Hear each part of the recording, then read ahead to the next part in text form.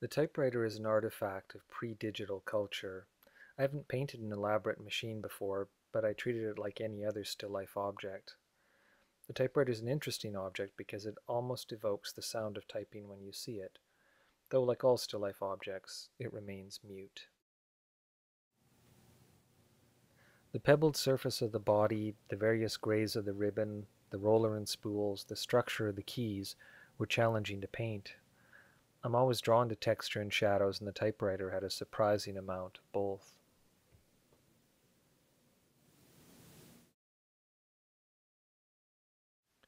Writers, especially poets, often write about paintings, but painters are equally fascinated with writing.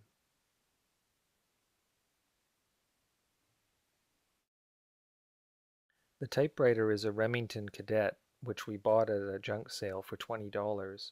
It's in working condition. It's interesting to compare the actual object with the painting, to see what's been left out, what has been emphasized, all the conscious and unconscious decisions that go into making a painting. I hadn't thought of painting a typewriter, but it seems a good companion to my series of book paintings.